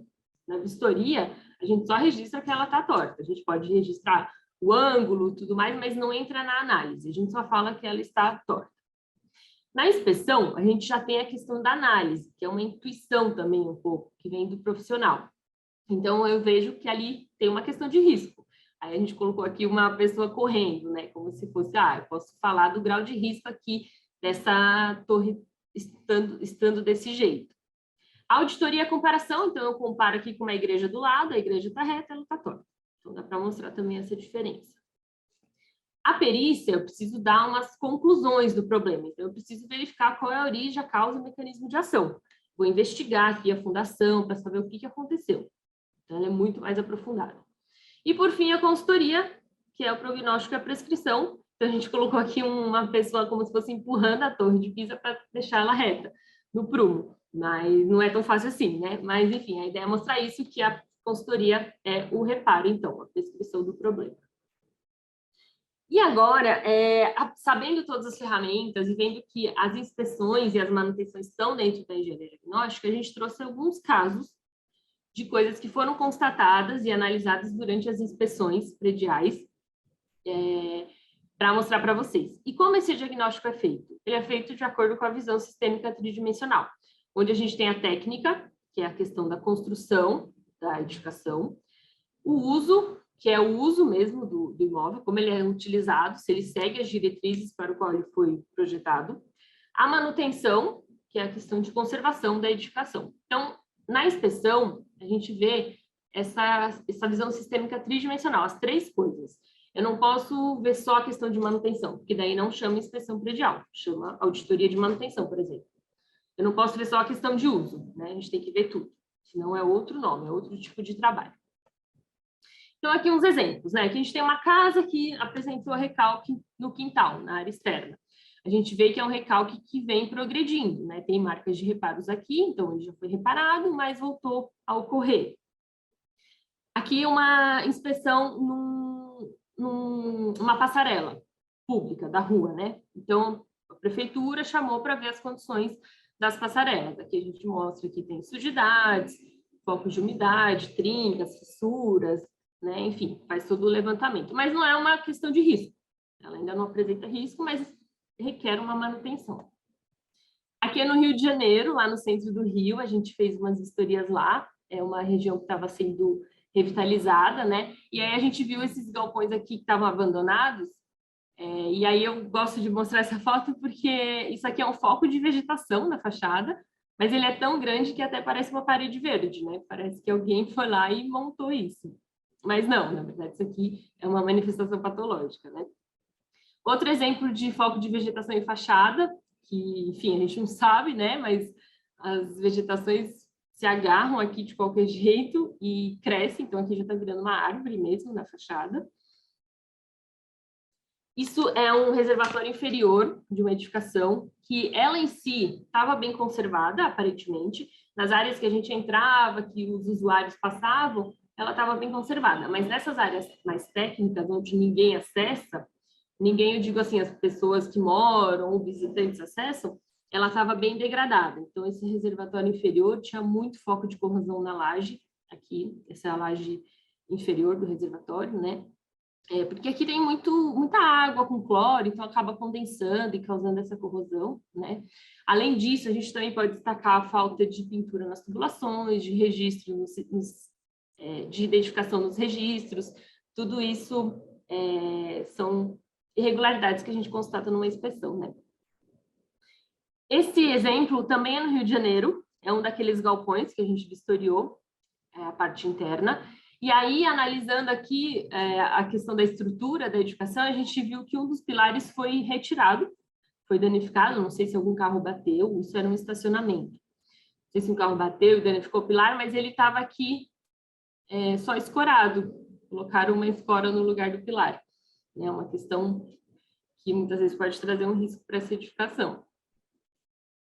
Questões agora que não são muito ligadas à estrutura, também são, né? Porque a água acaba danificando a estrutura, mas aqui é uma questão mais de segurança da saúde do usuário, porque imagina uma pessoa morar nesse ambiente totalmente insalubre, com muita infiltração na parede, no teto, danificando aqui as vedações verticais, aqui também tem muito, olha, e um cara aqui dormindo, né? Então, isso não é uma condição segura para o usuário.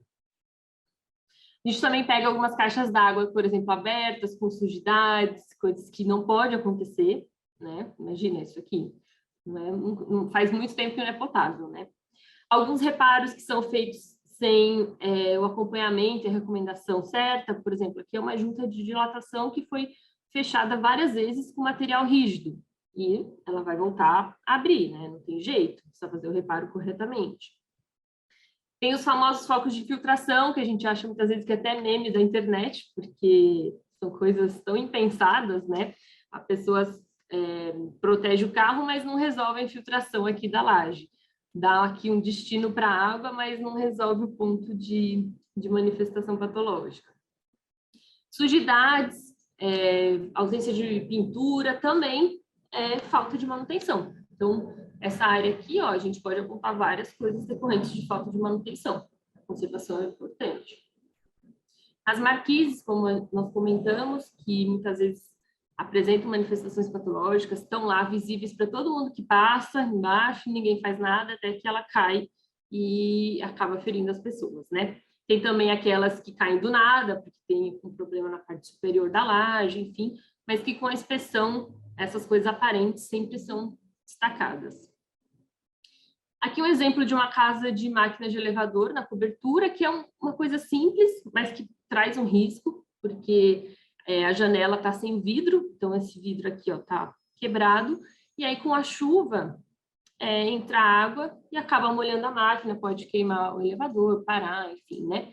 Causa aqui uma condição ruim para a instalação. Rotas de fuga com lixeira, que não pode, né? Em escadarias, mangueiras de hidrante que não estão bem armazenadas, também é irregular, que isso no momento de emergência, de incêndio, a pessoa vai usar, não vai conseguir usar. Pode ter um nó aqui nessa mangueira que vai atrasar muito o uso desse hidrante, né? Estalactites, aqui tem muitas na laje, né? Acho que vocês conseguem ver aqui. Muita estalactite nas lajes. Então, isso aqui é um problema que está há muito tempo ocorrendo na edificação, né? E a gente sabe que quando você está há muito tempo vendo a mesma coisa, aquilo já não é mais um problema. Tanto que, em vistorias de conclusão de obra, o engenheiro da obra, por exemplo, chama a gente para fazer a vistoria final, falando que a obra está pronta, mas ela não está pronta. Tem muitas coisas ainda que precisam ser adequadas para fazer uma vistoria realmente de conclusão de obra. Só que para ele, que está lá desde o começo da obra, quando ele vê o ambiente pintado e com a luz funcionando e tal, ele acha que está pronto, né? Mas tem alguns detalhes que precisam ser ainda finalizados. Então, isso aqui pode acontecer de estar muito tempo e a pessoa não achar que é mais um problema, mas um engenheiro, um inspetor que vai ver de fora destaca, né, que isso é realmente um grande problema. Questão de consoles, né, fissuras em consoles que são instalados incorretamente. A gente também tem aqui questões de segurança na circulação dos usuários, então esse guarda-corpo aqui colocado nessa passarela, ele está correto, mas do lado dele tem essa mureta, que uma criança, qualquer pessoa pode subir e acaba caindo. E aí ele cai aqui, numa altura muito, muito alta, né? Então, aqui também deveria ter um guarda-corpo. Degraus de escadaria com alturas diferentes, né? Isso não pode acontecer, porque numa situação de emergência, de incêndio, a pessoa está descendo aqui rápido, quando tiver um degrau muito maior, ela vai acabar tropeçando e caindo. E aqui, essa é a foto que o Tito comentou no começo da apresentação, que a gente estava fazendo uma vistoria lá na região da 25 de março, fica aqui atrás, aqui, eu não lembro o nome da rua, mas enfim, a gente estava fazendo uma vistoria num prédio, aí eu olhei pela janela e vi esse outro prédio aqui, falei, eu vou tirar uma foto, porque é inacreditável o tanto de coisa que consegue armazenar dentro do prédio. Olha a condição que está esse prédio. Aqui são os andares, né? Ele está com coisa até o teto, do chão ao teto. Aqui é uma carga de incêndio muito alta. Então, muito provavelmente, se esse prédio pegar fogo, ele vai ficar realmente 24 horas pegando fogo, como aconteceu agora, ontem, né, aqui em São Paulo. É uma questão já de risco eminente aí. Não tem circulação de ar, enfim, né?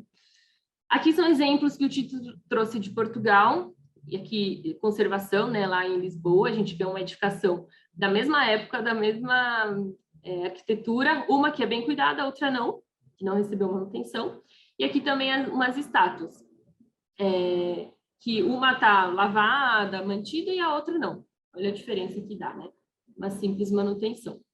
Essa edificação também mostra bem a questão da conservação, que ela é uma edificação antiga, a gente consegue ver pela arquitetura, mas ela está bem cuidada. Enquanto que a edificação do lado não recebeu manutenção há muito tempo, está abandonada, né?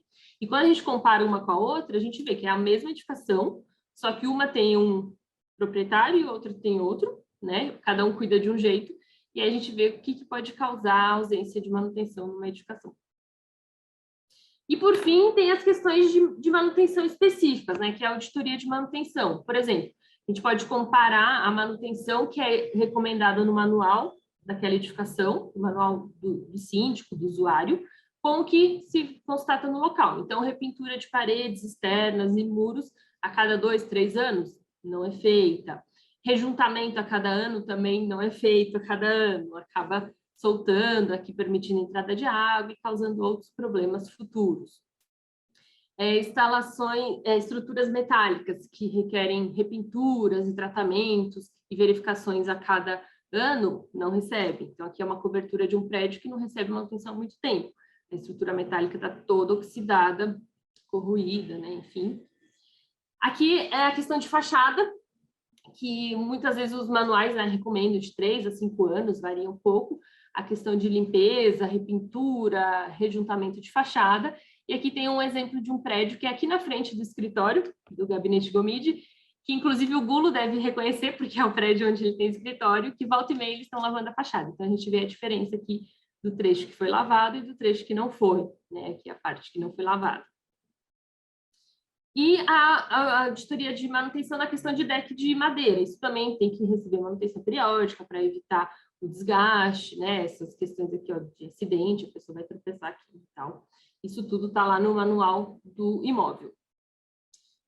E é isso, esses foram alguns exemplos de casos que a gente pega numa inspeção predial e que, se for tratado com a recomendação devida, evita os acidentes. E, por fim, tem a bibliografia. Eu apresento aqui 3 livros que eu acho que são pertinentes para o tema. O primeiro é o livro de Inspeção Predial Total, que eu participei junto com o Tito, o Gulio Cabral. Ele fala como fazer a inspeção, o que deve verificar, enfim, é bem completo. Tem o livro Manual de Engenharia Diagnóstica, que o Tito também comentou no começo da aula, que a gente teve a coordenação, né, desse livro, mas tem mais 30 autores que participaram com a gente, falando sobre os diferentes sistemas de uma edificação e como a engenharia diagnóstica entra em cada um deles. E o livro de Diretrizes Técnicas de Engenharia Diagnóstica, da Leude, que foi feito junto com o Instituto de Engenharia. São as diretrizes técnicas que o IE desenvolveu quando o Tito era o coordenador, eu era a vice-coordenadora da divisão. E aqui mostra, tem o passo a passo, as diretrizes de todas as ferramentas. Então, tem de vistoria, inspeção, auditoria, perícia e consultoria. É um livro bem legal para quem quer utilizar essas ferramentas e citá-las nos trabalhos técnicos. E, em breve, a gente vai ter um livro sobre manutenção, que o Tito também já comentou, que vai ser com a professora Inês, que realmente veio para mudar aí um pouco o mercado. Ele vai chamar Manual de Manutenção em Edificações. Então, vai seguir aqui essa linha do manual. E logo, logo está aí para vocês poderem utilizá-lo. E aí, vou reiterar o que o Luciano já falou, que a gente tem um curso confirmado de vistorias e inspeções e edificações em agosto. É uma semana de agosto, do dia 8 ao dia 12, né? À noite. Então, a gente vai entrar no detalhe de vistoria de vizinhança, vistoria de conclusão, de entrega e de recebimento de obra, inspeção predial, autovistoria, que é a inspeção predial do Rio de Janeiro, né? Inspeção de manutenção, e vamos ter exercícios, laudos. Então, a ideia é se aprofundar mais nessas ferramentas de vistoria e inspeção para vocês aí ficarem craques e poderem fazer esse serviço no mercado. Então, é isso. Aqui tem o nosso contato, nosso e-mail, telefone, enfim, Instagram, Gabinete Gomide. Se vocês tiverem alguma questão, quiserem mandar para a gente depois. Eu corri aqui um pouquinho no final para a gente ter tempo do bate-papo. Então, agora, né, vocês ficarem aí disponíveis para conversar com a gente, tirar dúvidas. A gente quer ouvir vocês também, né? Então, é isso. Obrigada a todos que ficaram até agora. Parabéns, Estela, muito bom. Agora a gente abre espaço para os interessados em realizar perguntas, tanto para a Estela, tanto para o Tito, e caso queira fazer alguma pergunta para a coordenação, estaremos aqui disponíveis. Temos 20 minutos, caso queiram perguntar sobre alguma coisa do tema, do curso, fiquem à vontade. O momento é esse. Bom, eu queria aqui cumprimentar a Estela, foi uma excelente apresentação, na minha ótica. Quero já agradecer e cumprimentar todos os participantes também.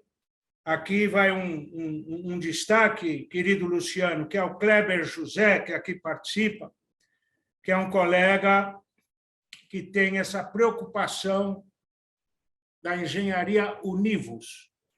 Ele é um grande divulgador de todos os trabalhos. Você me perguntou se eu poderia divulgar nas nossas instituições de engenharia, e eu comentei com você, há muita burocracia, muita dificuldade, falta o engenheiro Univos para a gente conseguir isso. Mas tenha certeza que o Kleber José, ele suplanta todas essas instituições juntos. Ele faz um marketing dos colegas, da divisão técnica de engenharia diagnóstica do Instituto de Engenharia, dos diversos cursos que ocorrem por aí. É um mineiro da gema, viu? É um mineiro da gema. Então, fica aqui o meu forte abraço para o Kleber e para vocês todos também, para a Tainá, grande colega perita. E um destaque aí para todos vocês, que o Luciano Barata, ele não é só um coordenador acadêmico, é um excelente perito de engenharia.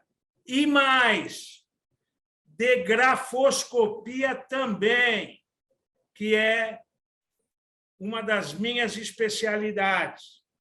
Aprendi com você, mestre. Eu conheço uns 3 ou 4 só peritos de grafoscopia que são engenheiros também. E a nossa visão da engenharia contribui demais para os exames de documentos. O Luciano é um craque aí no Rio de Janeiro. Quando precisarem do melhor perito de grafoscopia do Rio de Janeiro, é o Luciano Barata. Aprendi nos seus livros, meu mestre. Grafoscopia, né, Tito, já que você comentou isso, é uma área também de perícia que muitas vezes engenheiro atua, né, bastante. Lá no escritório a gente tem essa área também de avaliação e diagnóstico de assinaturas, se são falsas, verdadeiras, de documentos. Isso é uma perícia bem interessante também, que não tem muito a ver com engenharia, mas que a gente faz. O escritório começou com isso, né? O pai do Tito foi perito grafoscópico por muito tempo, então teve essa origem aí na análise de documentos lá atrás. E aqui a gente tem que saudar aqui a Silvia Eguti, que é a ponta de lança na perícia de grafoscopia aqui do escritório. A Estela vai mais para a engenharia, a Silvia também faz engenharia, a Estela também faz grafoscopia, mas as pontas de lança na engenharia começa com a Estela, na grafoscopia vai com a Silvia Eguti. Forte abraço para a Silvia. Eu já vou passando para ela, Silvia, a grafoscopia, é assim mesmo. E destacar, o Reginaldo também está assistindo a gente, um colega, né? Nossa, a Tainá, que faz muito tempo que eu não via, obrigada por estar aí. O Kleber, que com certeza está em todas. O Tito já falou dele, é muito importante, bem destacado. O Leonardo Medina também está participando com a gente, obrigada. E a todos os outros colegas que pelo nome eu não reconheci, mas que a gente já deve ter se cruzado aí pelas perícias, né? Também obrigada por participar. Mas vocês estão muito tímidos. O pessoal está com vergonha. Pois é, né? Ninguém fala nada, ninguém pergunta nada, nem no chat, nem falando. Mas isso é sinal. Opa! É sinal que estão se guardando para o curso. Exatamente. O curso a turma vai botar para lanhar e a gente está lá para responder tudo mesmo. É isso aí. Porque dependendo da pergunta também, a gente precisa de um longo tempo para responder, né? E eu reitero aqui também um abraço aqui aos conhecidos. O Reginaldo é um dos maiores especialistas de manutenção no Brasil. Ele comanda a área técnica da EZTEC, uma das maiores incorporadoras do Brasil. Um abraço para o Reginaldo. E o Leonardo Medina é outro colega de um conhecimento e de uma profundidade ímpar, né? Ele atua muito, acho que no Nordeste, mas é uma referência nacional, o Leonardo. Vai aqui o meu abraço também para ele. Tito, estou acabando de receber aqui um zap da editora Leude, sua editora, do Luiz. Ele está dizendo que vai fazer um preço imbatível durante o curso dos seus livros. Quero ver. Para os alunos, né? Para os alunos. Eu falei para ele, olha, eu quero preço, senão não está autorizado a divulgar. Aí ele falou, eu vou quebrar a banca, vai superar a Amazon, qualquer livraria do Brasil. Ele falou que eu vou botar preço imbatível. Eu falei, maravilha. Poxa, que legal! E está escrevendo aqui que é Pix e cartão de crédito, hein? Tá moderno. Não, nossa, a gente até esquece. Olha, e a variedade de livros é grande, hein? Porque eu tenho uns 2 de grafoscopia, 2 ou 3 de grafoscopia com ele, e tenho lá, junto com os de engenharia legal, tenho meia dúzia, e de engenharia diagnóstica e inspeção nós temos mais uns 2 ou 3, ou seja, tem uns 12 livros para escolher aí. E quem quiser levar os 12 também, isso aí. Esse Pix aí vai. Ele falou que faz um Pix bonito, que ele vende por preço imbatível. Olha, a Tainá está levantando as mãos, ela quer falar. Oba, vamos lá, Tainá. Primeiro, parabenizar o Tito e a Estela pela excelência de sempre, né? Belos exemplos para a gente e para a nossa área. Não sei se é matéria do curso de vocês, mas se puderem responder, a Estela apresentou agora no final sobre a auditoria de manutenção e apresentou as tabelas, né, de prazos para fazer essa manutenção em relação ao manual da edificação. E quando não existe no manual a indicação de um determinado sistema para fazer essa periodicidade, vocês se valem do quê para fazer auditar esse sistema? Eu posso responder rapidamente, Tainá. O Secov São Paulo tem um manual que pode ser disponibilizado e utilizado para qualquer tipo de edificação antiga ou nova. E, se não me engano, o Secov de Minas Gerais também tem um manual precioso. É um manual precioso. Então, os peritos podem se servir disso.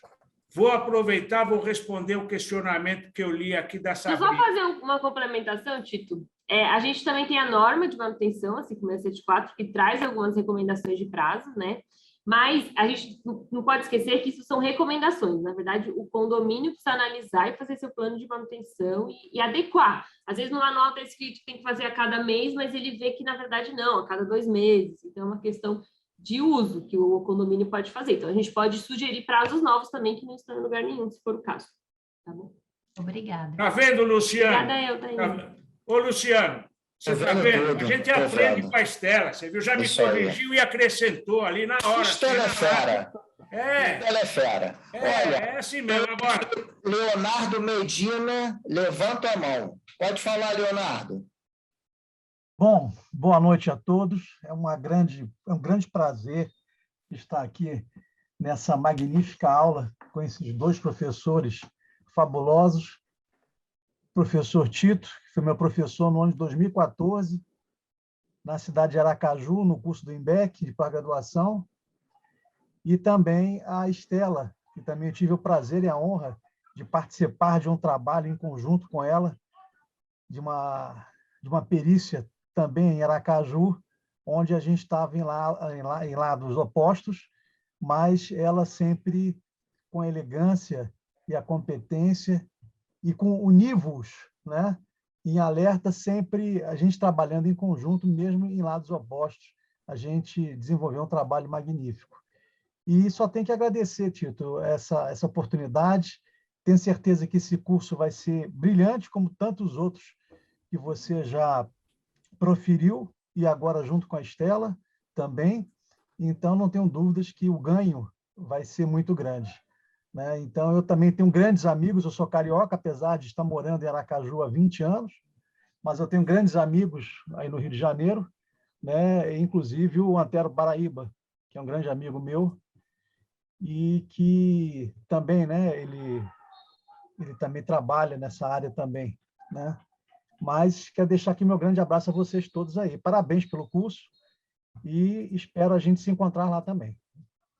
Querido Obrigada. Leonardo, muito obrigado pelas suas palavras e é sempre um prazer estar junto com você, tá certo? Você também tem feito lives magníficas e acho que é isso, a gente somando e apresentando os conhecimentos para os jovens e para os antigos também, a gente aqui está sempre aberto a aprender com todo mundo, né? É assim que a coisa prospera. Muito obrigado. Mas eu aproveito para responder uma pergunta da Sabrina, que eu vi aqui, e eu vou até contar um caso muito relevante sobre o preparo do profissional que vai fazer inspeção num edifício. A gente precisa ir com a indumentária adequada, porque há condições de risco. Então, tênis ou sapatos com sola de borracha, porque você vai abrir os quadros elétricos, você vai entrar na casa de eletricidade para evitar qualquer choque, qualquer coisa que você vai estar isolado. Roupas leves, porque você tem que subir escada marinheiro, tá certo? Então, é calça de jeans, é uma camisa de algodão leve. Dependendo da circunstância, o capacete, né? E, evidentemente, que em cobertura e etc., áticos, muito cuidado, eventualmente até colocar a linha de vida ali presa, tá certo? Através do respectivo equipamento para evitar qualquer tipo de queda ou coisas do gênero. Mas 2 histórias rápidas, então, sobre esse tema, Sabrina, espero ter satisfeito a sua resposta.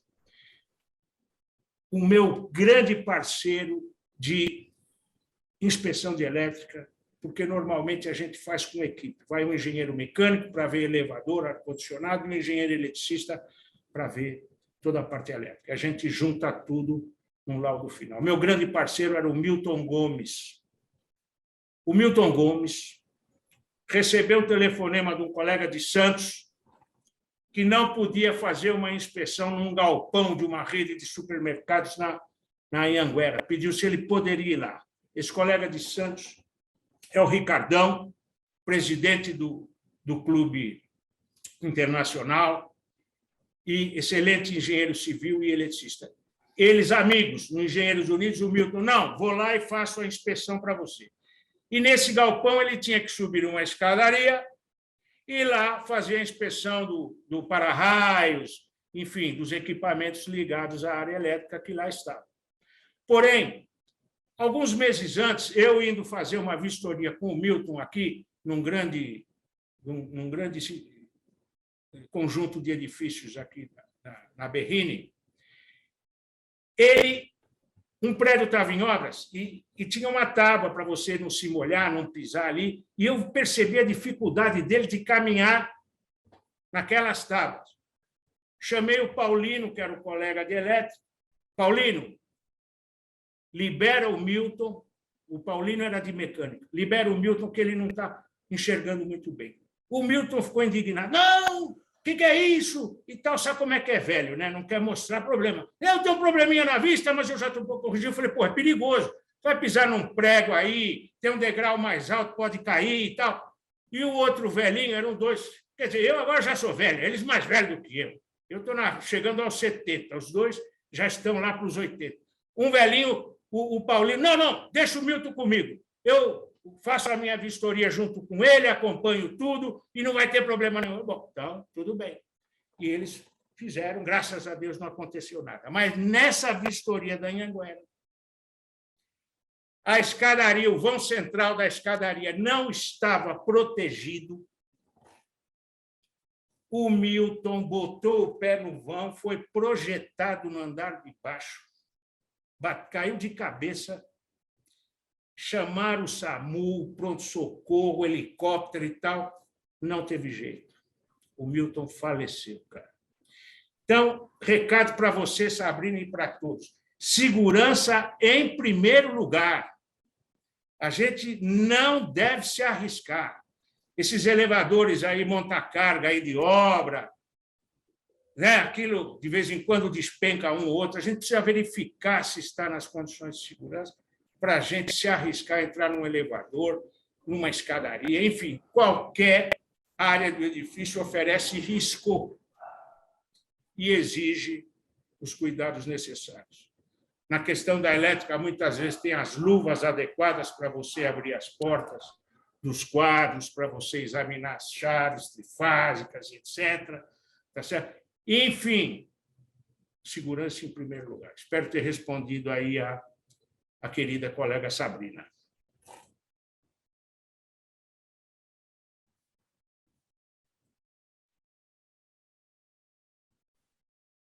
Eu acho que chegamos ao fim, né? São 8h55. Eu acho que finalizamos. Tem uma pergunta aqui no chat que eu vi agora, não sei se a gente aproveita para responder todos. A Sol Avelar perguntou, Tito, o que aconselha para uma recém-formada? Fazer primeiro uma pós ou se aprofundar primeiro em livros e cursos livres? Acho que tudo é bem-vindo, né? A gente tem pós muito boas também, que mostram na prática coisas que você não vai obter em livros. Então, acho que se você puder fazer uma pós, vale a pena. Eu fiz 2 e sempre agregaram muito. Olha, eu particularmente, como acadêmico, eu gosto muito dessa ideia de começar por livros e cursos para depois ir para uma pós. Porque quando eu chego na pós, eu já estou com uma base mínima, tanto de leitura de livro como de cursos livres. Já aconteceu de eu ler livros e fazer cursos e não me animei para pós. E já teve casos que eu li os livros, fiz cursos livres e fiquei super empolgado por uma pós. Então, eu acho que quando a gente dá um passo pequeno, é sempre interessante depois você dar um longo, porque a pós é uma dedicação bem pesada, de 4 anos, 1 ano e meio. Então, essa ideia de começar com livros e cursos livres é bem interessante. É verdade, Luciano. E assim, se você não tem certeza da área, quando você vai lendo sobre o assunto, você realmente vai ter certeza, né? Se você quer aquela pós ou não. Mas se você já sabe a área que você quer e tal, enfim, vai de cada um, né? Não custa lembrar que eu entrei nesse segmento de perícia grafotécnica sem nenhuma rasgação de seda, porque a gente não precisa disso, foi através do nosso mestre Tito orientando a leitura dos livros dele. Foi a partir daí que foi começando. Eu me lembro que ele, não sei se ele vai se lembrar, quando teve o primeiro seminário de peritos organizado pelo saudoso Sérgio Abonamã na Emerge, o Tito me deu de presente um livro dele, autografado com dedicatória, que hoje vale uma fortuna, um livro com dedicatória do Tito. Eu comecei a leitura por ali, fui comprando os demais livros e depois fui me aperfeiçoando. Essa colocação que eu estou botando agora é interessante, até mesmo para atender a pergunta, acho que é da Sol Avelar, ou Sol, a Sol, eu não sei agora que especificar a importância da leitura dos livros. Se hoje eu estou atuando como perito grafotécnico, foi por um presente dado pelo Tito, há 15 anos atrás. Fico honrado e feliz, tá certo? O conhecimento, né? Ele pode vir de todas as formas. É verdade. É um curso, é um livro, enfim, é uma palestra, é uma live, é uma pós-graduação, é um mestrado. É bom um passo a passo mais diminuto, como você está colocando, para evitar enganos que depois podem custar. Agora, se a pessoa já tem mesmo aquela convicção, já conhece e tal, aí vai direto. Aí vai direto, é isso aí. Vai de cada um, a Estela colocou bem, vai de cada um. Bem, eu acho que eu estou visualizando aqui, não estou encontrando ninguém com mãozinha levantada, não tem perguntas no chat. Eu acho que a nossa missão foi cumprida. Só o Reginaldo comentou que deu um spoiler aqui, que talvez a nova revisão da norma de inspeção predial seja publicada durante o curso, então, se sair essa bomba aí, a gente tenta comentar durante o curso, né? Se não, vamos falar da norma de 2020 mesmo. É isso mesmo. Tá bom. Olha, Tito, acho que não falta informação de primeira, fresquinha para ser dada nesse curso, hein? É verdade. Sempre tem. Então, eu vou agradecer, primeiramente, todos os que se inscreveram na nossa live, agradecer de coração a confiança, agradecer meu amigo Tito Lívia, minha amiga Estela, a todos os que estiverem envolvidos nessa divulgação e nessa iniciativa, com o intuito de levarmos para frente a engenharia, e principalmente essa união que o Tito tanto prega e que eu comungo dessa ideia, porque nós não somos concorrentes, nós somos amigos de profissão, nós somos colegas de profissão. Quem não quer ser amigo pode ser colega. Já dizia o saudoso Sérgio Abunamã, a nossa história não para por aqui, ela simplesmente começa aqui. Ou seja, os canais de comunicação que foram disponibilizados aqui é para a gente manter contato, não é para fechar as portas. Acabou a live, acabou, fechou as portas, a gente não se fala mais. Não, não é por aí, não. Eu sempre friso, e eu gosto muito de ver o Tito agradecendo e elogiando os colegas de profissão, porque eu conheço o Tito, eu sei que não é rasgação de seda, não, porque muitas das vezes nós precisamos recorrer aos nossos colegas por uma amostra, por uma dica, por uma orientação. É, não é, Tito? Não, sem dúvida. A união faz a força. Né? Eu com a Abunamã, quantos laudos fizemos juntos, vários trabalhos juntos. Ele no Rio, eu aqui em São Paulo, vice-versa. Ele fazia vistoria para mim no Rio de Janeiro, eu fiz vistoria de shopping center aqui em Jacareí para ele, aqui em São Paulo, fazíamos laudo de avaliação juntos, fizemos laudo de... É assim que a coisa vai. Né?